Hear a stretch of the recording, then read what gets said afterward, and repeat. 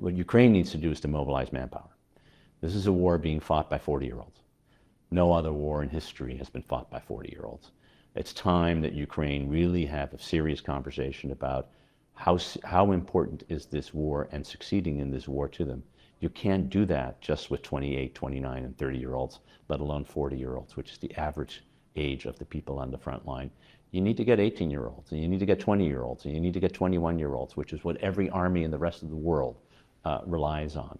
What about, for example, Emmanuel Macron's premise that perhaps some NATO countries should send troops into Ukraine? I think there may come a day where that is necessary, but you can't do that when you're not mobilizing your 18 to 27-year-olds.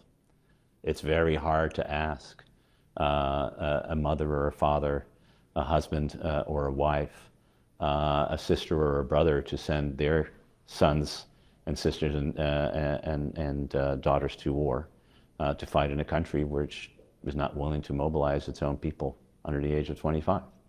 And so more needs to be done by the Ukrainians. There's no doubt that that is part of the solution. You need more people on the front lines. There needs to be more weapons. There needs to be an end to the caveats. There needs to we need to prioritize the defense of Ukraine in a way that we haven't, and that includes the United States as part of it. It's only recently we found all these Patriot systems. Why not 6 months earlier?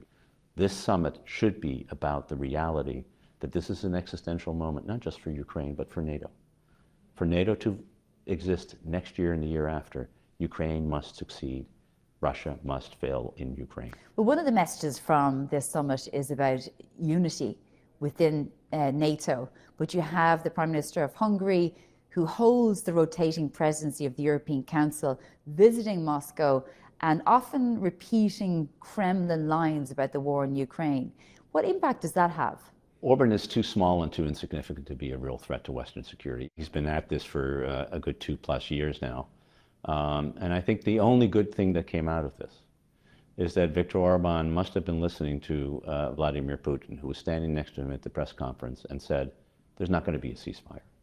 There's not going to be an end to this war unless and until we get all the territory that we demand. And I hope that one of the things Viktor Orban took away is to understand that this war has an originator that is in Moscow, not in Brussels, not in Washington, certainly not in Kyiv. And that if we are going to end this war, it has to be done by convincing Russia to stop fighting.